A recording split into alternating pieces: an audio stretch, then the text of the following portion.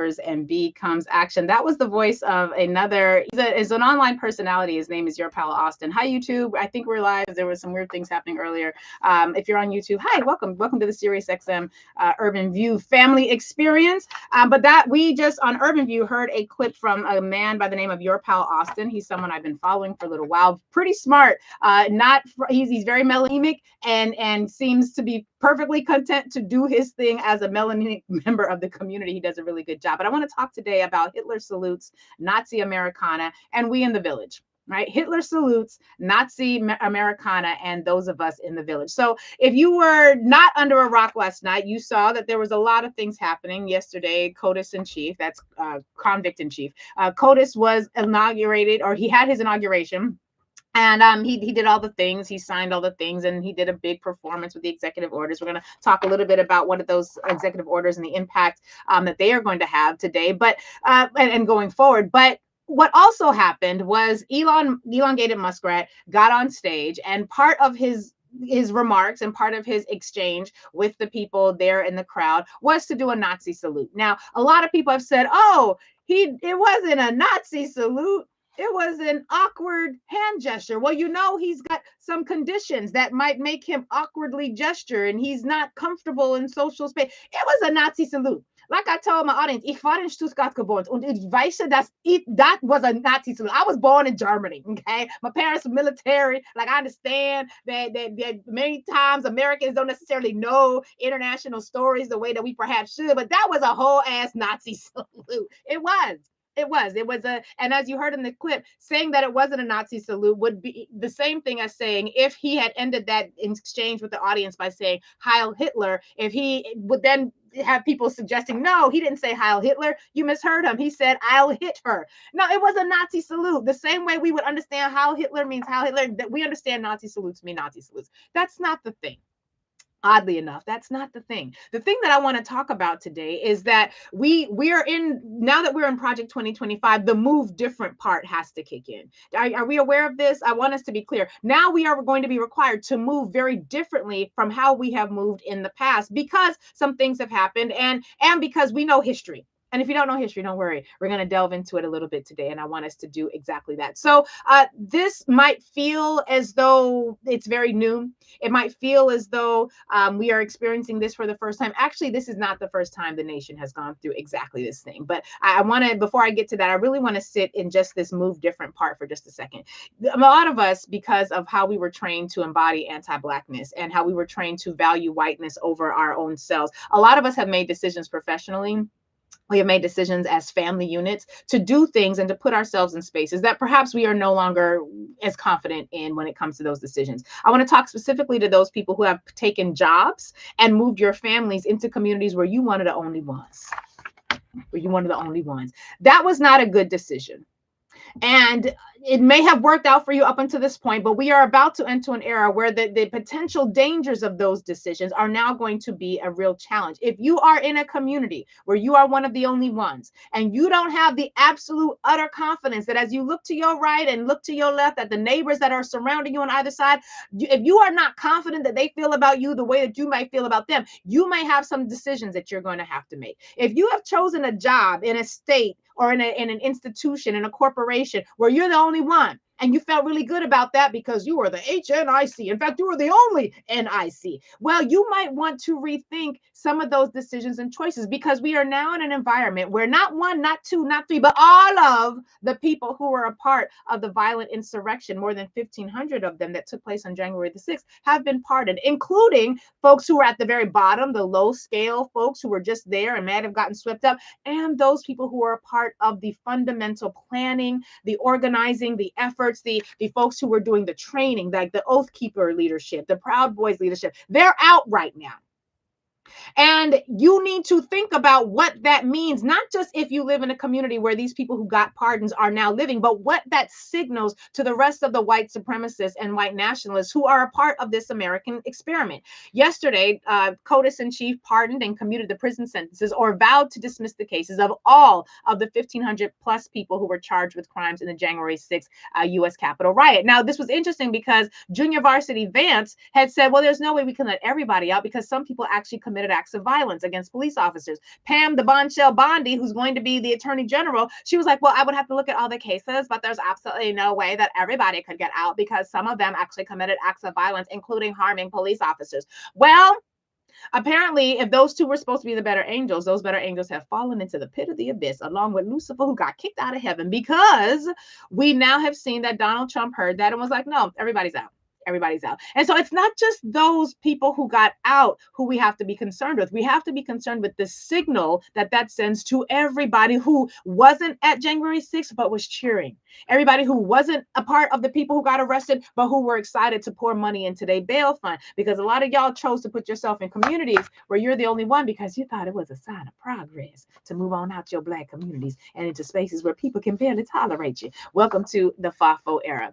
Now, I raised this point because what I also want us to be clear about is that these things are not new. This has happened before, not in our lifetime, but it has happened before. And I want to talk about the end of Reconstruction. Now, those of you who are familiar with the Civil War, you may recall that the Civil War was followed by a period known as Reconstruction. And during the Reconstruction period, which you could also kind of fashion as Americans' integration effort 1.0, right? Right now, what we're in is integration 2.0. Reconstruction was integration 1.0. And from the time that the Civil War ended in 1865 until about 12 years later, 1877, there was this period where the entire nation was like, integration for, no, they weren't doing all that. I was going to say integration now, integration today, integration forever, but they really weren't quite that. But they just finished a war over the right for states to own enslaved African people. They had just finished the war, and at least half the country, well, a significant part of the country was committed to saying, listen, we didn't have all these people die in war for nothing. We can't continue with slavery because we just fought a whole ass civil war around it. What was his name?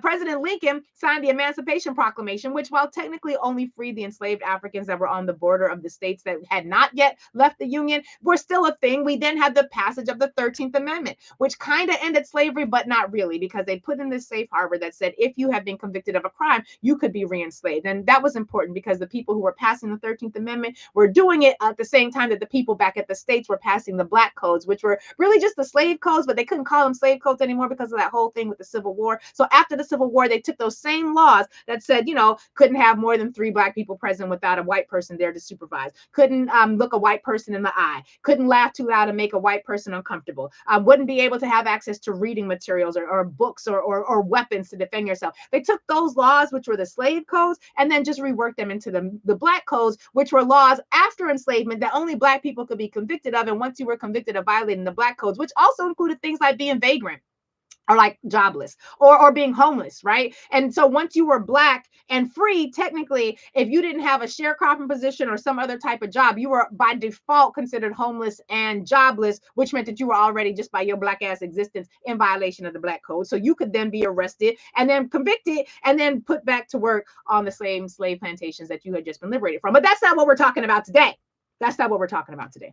What we're talking about today is the end of Reconstruction. So 13th Amendment is passed. The 14th Amendment, which is the amendment that gave us as Black people not only citizenship based on birthright, which is another one of the things we're going to have to talk about in the days and weeks to come, but the 14th Amendment also gave us this thing called equal protection under the law. Section 3 of the 14th Amendment also said that, hey, if you was a whole ass insurrectionist and you were a part of the traitors who betrayed the nation and went off and joined the Confederacy, well, then you can't participate. You can't be in office no more.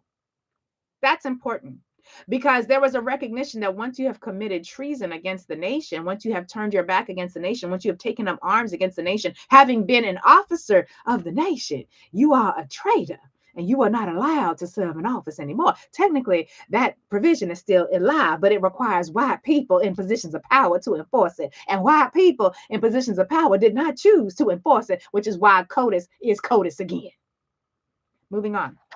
In addition to the 14th Amendment, we also had the 15th Amendment, which was the one piece of federal legislation that said Black people with a penis, because you had to be a man to vote. But if you were a Black person with a penis, you could vote, because Black men could vote. Now, white women were very upset about that when they were very, mad that any of those things happened. But that's okay. We'll talk about that on another day, maybe in Women's History Month. And so we had the 13th, 14th, and 15th Amendment, but we also had the civil rights laws of the 1860s. Now, I know when I say civil rights laws, a lot of y'all think in 1960s. Nah, son, we also had them in the 1800s. And after the enslavement of African people ended as a result of the bloodiest war in the history of the nation, we then had also the Civil Rights Acts of the 1860s, which did pretty much what the Civil Rights Act of the 1960s did. But the reason we needed to do it again in the 1960s is because after Reconstruction ended, white folks was like, nah, we're not doing this with y'all no more. We don't want no more equality. We gave you 12 years. We'll get to that in a minute. 12 years a slave, 12 years of free. And so after, the Civil War is passed, we've got these laws on the books, then people were like, all right, America is going to be equal. America is going to be equitable, except that that's not what happened. What happened was the only reason we were continuing to move towards anything like progress was because the North, which had all the troops, had those troops in the South. They were basically like an occupying force. And we're going to look at one example in Mississippi. Although this is what was happening throughout all the states in the Confederacy, who were now trying to rejoin America, the nation, because once you leave the nation, you had to be readmitted, right? So in December of 1869, the new Mississippi State Constitution, because they had to rewrite the state constitutions, because previously the state constitutions allowed for enslavement of African people. After the Civil War, you couldn't do that anymore, and you had to rewrite your state constitution. The state constitution is being rewritten, and in 1870, Mississippi was then formally readmitted to the Union. Now, I know people think Republicans, Democrats, freedom, but that's not what it was. And let's be clear, white supremacy has never been limited by any political party. So when you have it right now, where the Democrats are sort of the party where Black people, people of color can find the most amount of utility, back then it was the Republican Party, right? Which is one of the reasons why Black people used to be Republicans. So don't get caught up in the labels. We ain't got no permanent friends. We ain't got no permanent friends. We ain't got no permanent friends. And so the Republicans at that time think anti-slavery, and Democrats were pro-slavery. Some might say not much has changed. You might be right about that. But so you had all of these folks who were really trying to bring the country back together. What also happened at this time was you had a whole lot of Black people who were elected into office. Hiram Revels, who was the first Black man to serve in the U.S. Senate and a former chaplain in the United States Colored Troops. Albert Johnson, who served in the state legislature. Thomas W. Stringer, who was a delegate to the Mississippi Constitutional Convention in 1868, served in the Mississippi Senate. Wesley Creighton, the first Black man, he was the alderman of Vicksburg. Thomas Cardoza, appointed state superintendent of education. I.D. Shad, who served in the state legislature. All of these Black people who were a part of the political apparatus of the state and who were being elected into Congress were able to be elected into these positions because of the 15th Amendment, yes, eventually, but also because they had rewritten these state constitutions so that Black people could fully participate. And they were able to do that because the troops, the Northern troops, were still occupying. That's what those who fear the Northern aggression, they called it an occupied army, because they didn't like the fact that the Northern troops were still there. And so these white folks who just got their asses beat in the Civil War by the Black soldiers of the Union and the Union white soldiers, they had just gotten their ass beat. They're coming back into the nation, but they're realizing, wait a minute, there's N-words in leadership. Hold on now, Clem. Did you see them Blacks? They didn't just get their freedom. They also got positions of political power. Vern, get my gun. We got to take these in. And that was kind of how it went, like massive amounts of violence and attacks. And the only thing that kept Black people somewhat safe was the presence of those Northern troops who were in the South. Now, in order to fight against the Northern troops, it wasn't just Clem and Vern who were just fighting on their own as they were, taking swigs of moonshine and chewing tobacco and spitting that out. It wasn't just that. These white folks decided to organize, and they joined groups like the Ku Klux Klan. And these were groups that were based in violence, and they organized to keep Black people from voting. We don't know how many white folks joined in these organizations, but what we do know is that significant numbers of Confederate veterans joined the groups, which means the military personnel who had just gotten their asses beat were joining up in these organized militia type groups in order to resist the further spread of Black freedom and liberation. And this was a real challenging time in states like Mississippi, South Carolina, all over the nation, because you had this constant effort of the Northern troops still sort of fighting a war, a physical war, because white Americans, who were now Americans again, they had been white Confederates, they were rejoining the nation. They were like, no, we're not going to do this equality thing. We used to own these N-words, and now you want us to serve with them? Get my gun.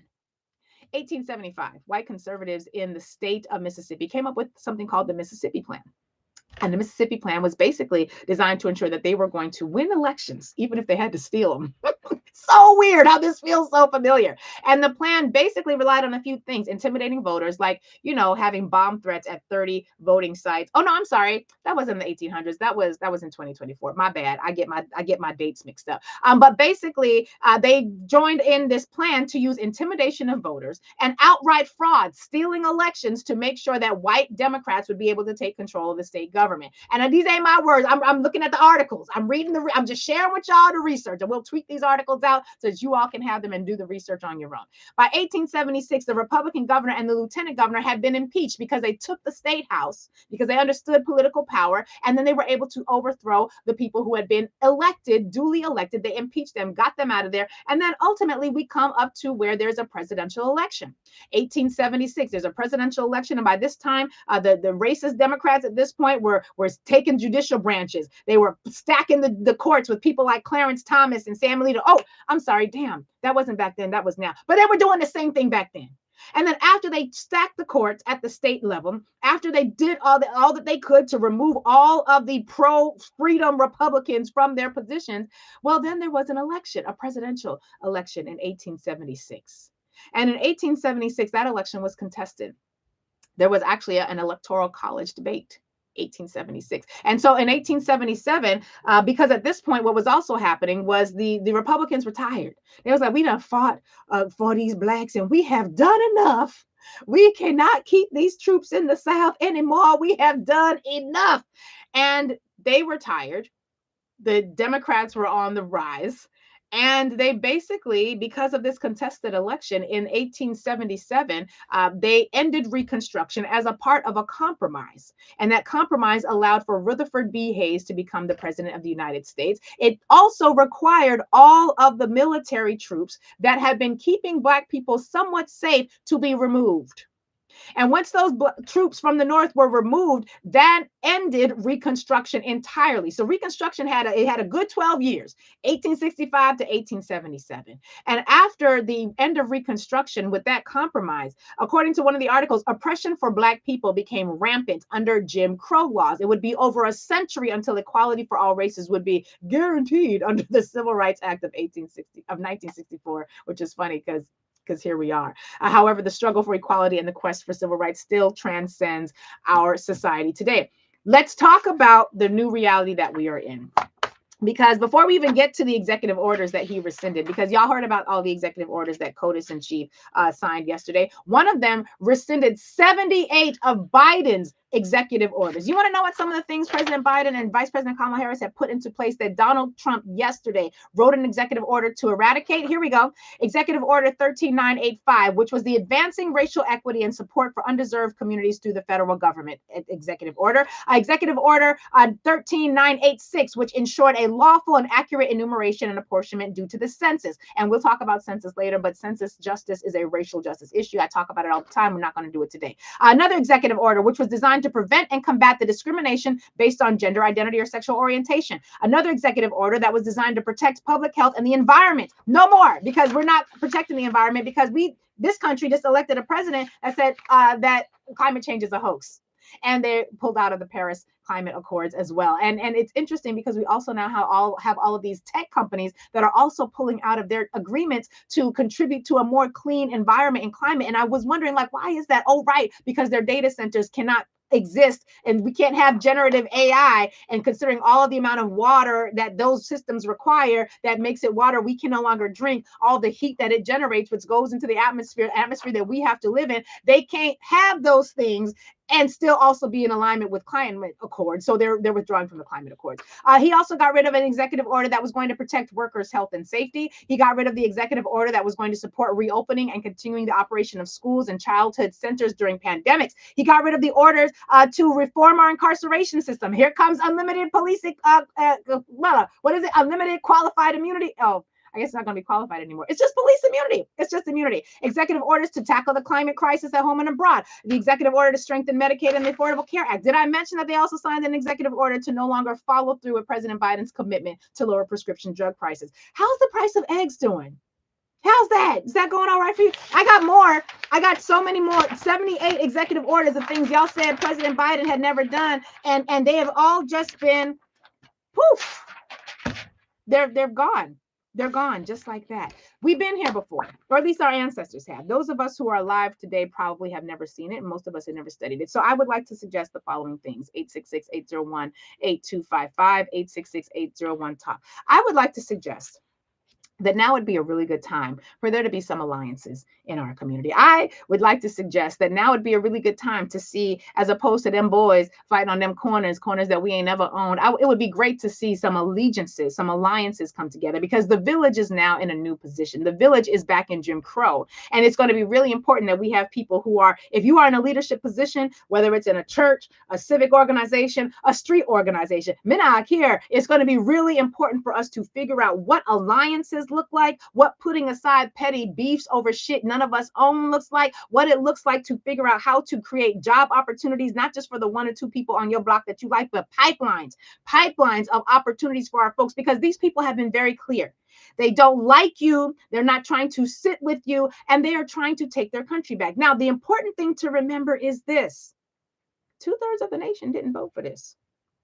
2/3 of the nation didn't vote for this. He won the popular vote by a percentage and a half. And 2/3 of the nation either voted for someone else or did not vote at all. We're going to have to lean into that, because that's where a lot of whatever freedom we're hoping to secure and retain is coming from. Now, as somebody who did, as I mentioned, I was born and spent a significant portion of my youth in Germany. I'm going to say this, and I want you to hear me clearly. The Germans were inspired by what Americans had done.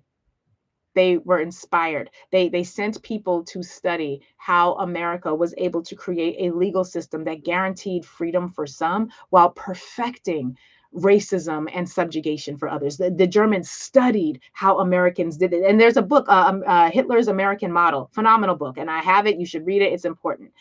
But they were clear that America had reached a zenith when it comes to perfecting oppression of people deemed to be in the lower class. And now the American zeitgeist, or that sort of approach to philosophy, or that approach to policy, is now funded by South African apartheid billionaires.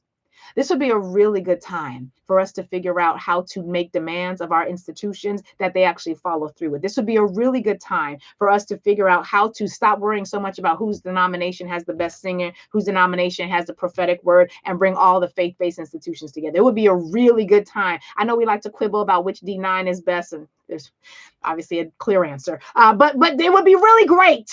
I'm being funny, but not. It would be really great for us to figure out what it looks like to not just think about how we in my sorority are able to do the work that we're doing, but what is it going to look like to collaborate, so that not just that we can contribute to the betterment of the kids in our programs, but that we can connect with all the other sororities and figure out how we're going to meet the needs of all the kids and all the schools and all of our cities of note.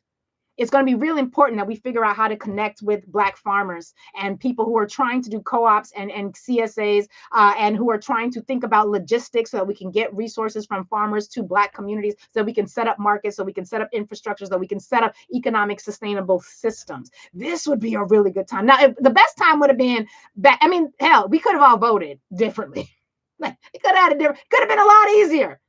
But now here we are. And when we think about the executive orders, and we think about the signals that are coming from the White House, we need to be clear that we are back in Jim Crow.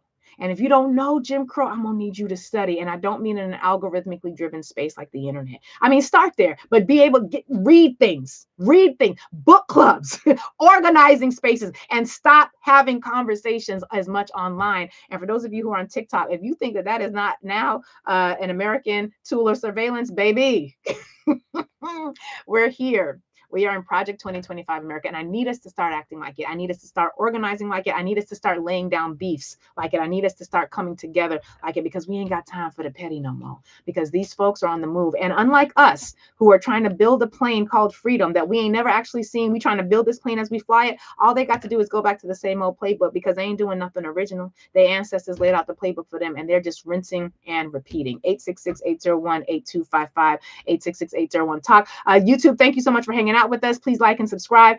Urban View, we got to figure some things out. And so my question for you, Urban View, is what are we doing? How are we figuring out what our next steps are? Who are we coordinating with? What faith-based institutions is your church going to connect? All the things we got to unpack. I wish we had done this before. I wish the election had turned out differently. I do. I really do, because I think a lot of us have no idea where we are headed into. But I do know this: when we umoja, kuji chagalia, ujima, ujama, kuumba, nia, and imani, can't nobody stop us. And if you don't know what them things mean, I would suggest you start your research with the quantum principles. 866-801-8255, 866-801-TALK is the number.